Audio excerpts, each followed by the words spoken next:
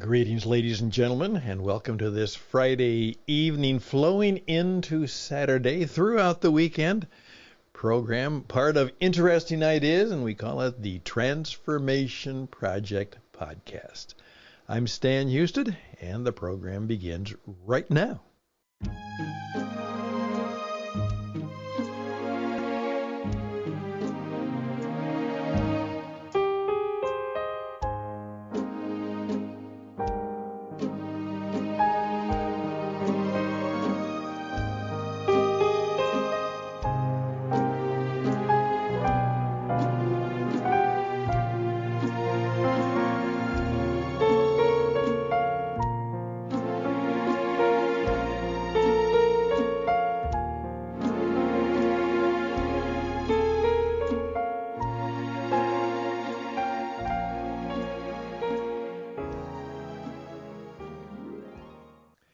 And that nice melodious sound certainly dates me. It's from a song that I really appreciate.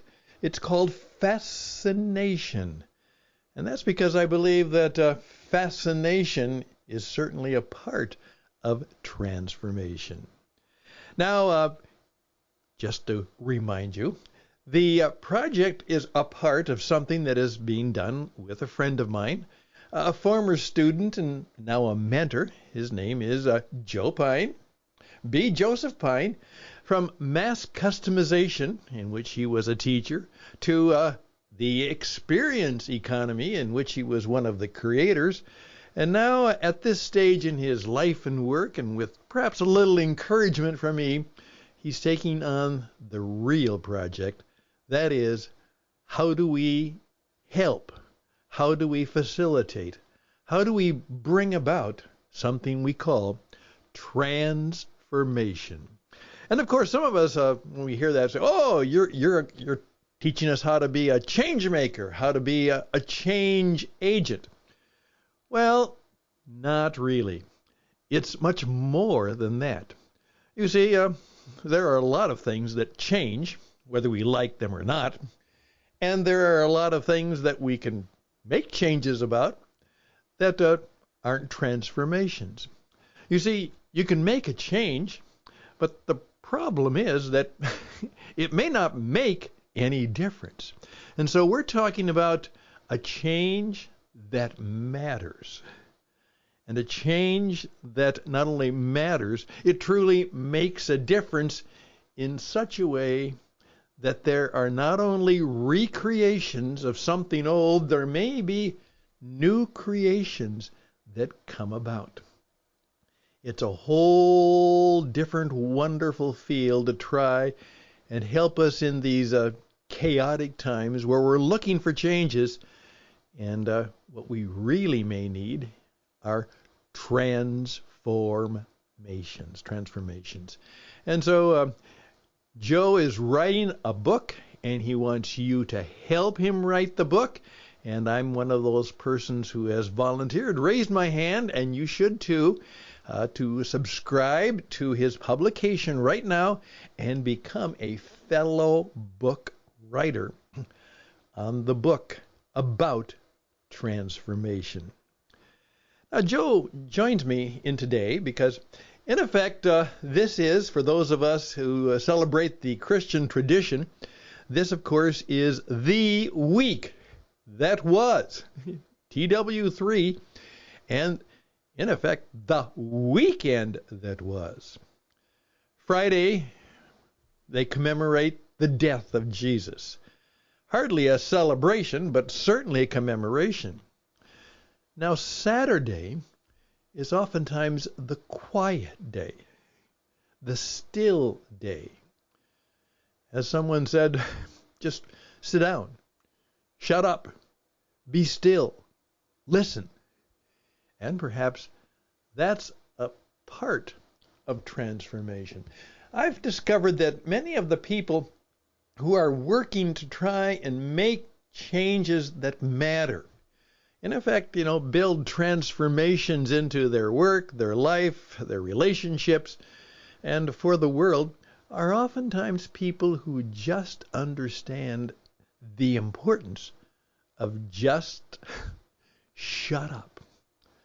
sit still and be still and just listen.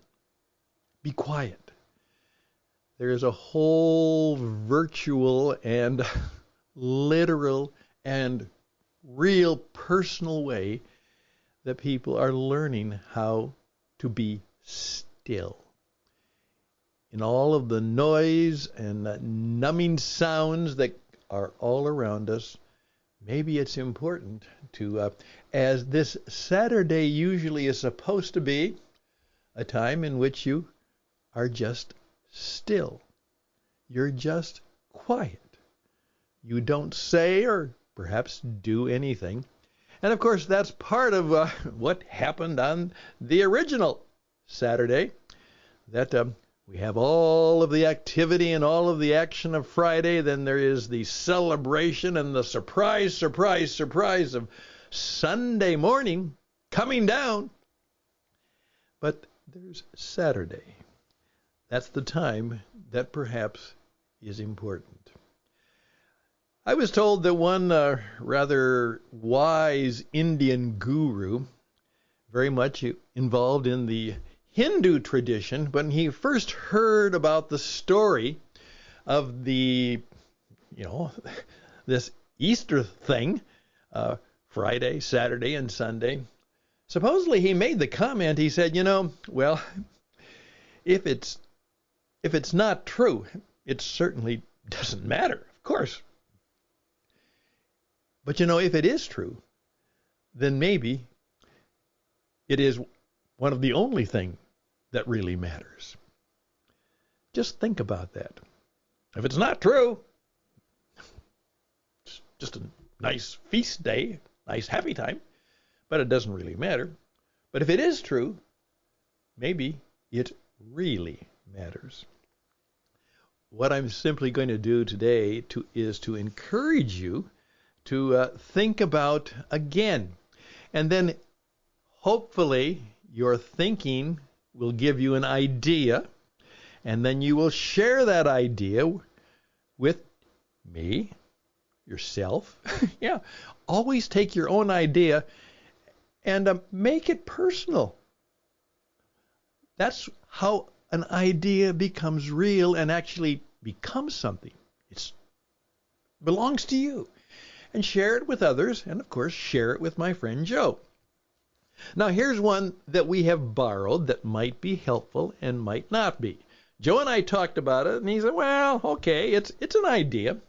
And it is from a gentleman named Pastor Richard Rohr, who is quite a mentor to many in his work in the Franciscan faith of the Christian tradition. And he actually kind of borrowed it from a guy named Ken Wilber, who is very well known as he has many followers. He's a philosopher, a thinker, perhaps a transformer in some respects. And he has this 4 stages of, you might say, moral and spiritual development or transformations. Here they are. Well, the first stage is cleaning up. Get your act together. Clean up, There's all kinds of things going on. And cleaning up is mostly about the need for early impulse control, creating necessary ego boundaries that can actually show that you're real and will help you show up and be bigger. Your life's a mess. Your world's a mess. Start cleaning up. Now we can all relate to that. Then maybe you need to grow up. All right. Many years ago, a gentleman named Walter Lippmann, who was trying to, you might say, talk about the human condition, and he was somewhat of a pessimist, but a bit of a stoic, who simply said, the sad fact is that all of us grow older, but unfortunately, most of us don't ever grow up. What do you think about that?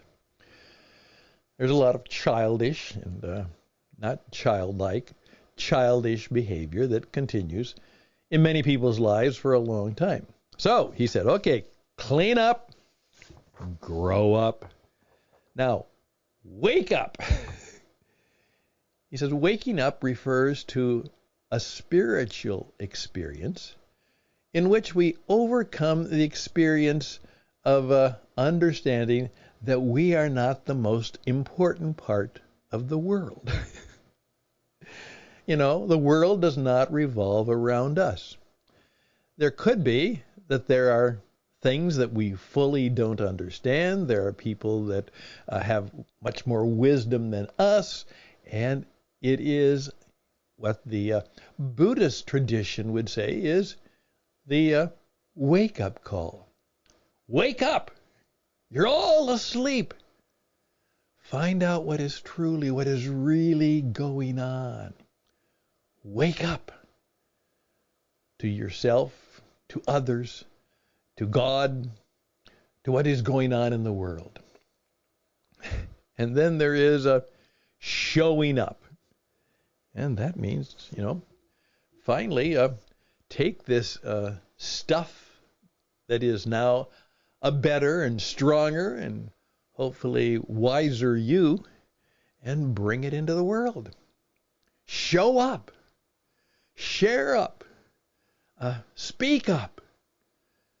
Teach up. Show up. As I oftentimes say, all of life and all of business is show business. And guess what? It's your turn in your town, and you're on. Show up. And perhaps then you use the old theater word, break a leg, which of course means all the best and good luck to you. And there's a story behind that. Most of you know it, but if not, ask somebody who's in drama what break a leg really means. Well, there we go. I hope this might be helpful to you as this busy weekend is all around and about you. Make a resolution, that maybe this will be, for those who have celebrated this feast day, this celebration, commemoration for many years, why don't you say, this time I will come out of that and I will be different, not the same. I will show up differently. I will be different. People will begin to notice a change in me. And that will be because I am becoming transformed. And I am seeking to be a person who creates some pretty, terrific transformations. And that doesn't mean they are big. In fact, from death to life is pretty big. You're probably not going to pull off anything like that. But what we are discovering, it is the small, significant things that oftentimes have the biggest and greatest and most significant results. Everything you do has a consequence, for sure. And it could be that what you do also has a result. And it is good. Very good. Just some thoughts on transformation. I'm Stan Houston. I hope this has been helpful. We'll take a little break, and we'll be right back.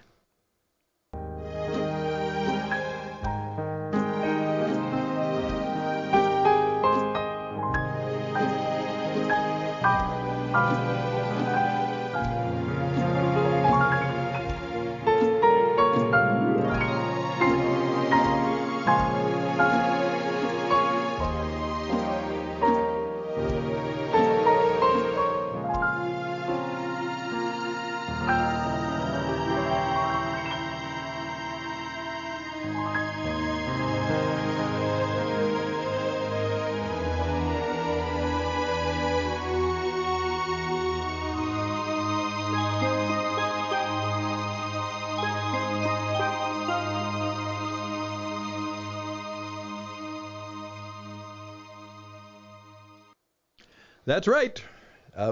We'll talk about fascination. I think we'll do that next week.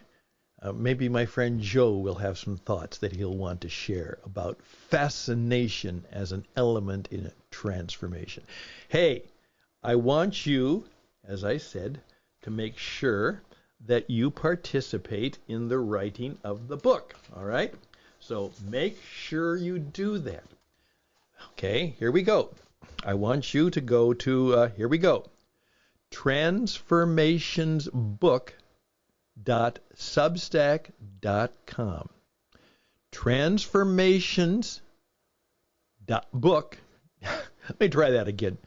Transformationsbook.substack.com, and subscribe and start to become not only a reader, maybe even a bit of a leader, and certainly a person who is looking for ways to truly be a transformed person and bring transformations into your own life and into the business or career or the organization you're with. And they will be good.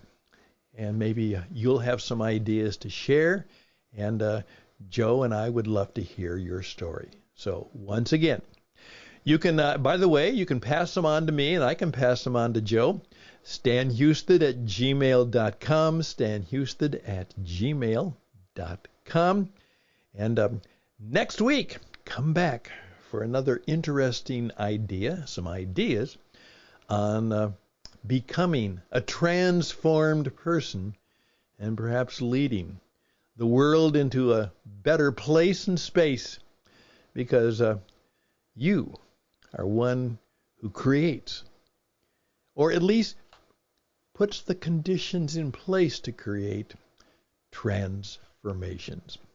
All the best and blessings to you, and perhaps a transformation will begin in you, maybe starting now. Till next week, till next time, bye for now.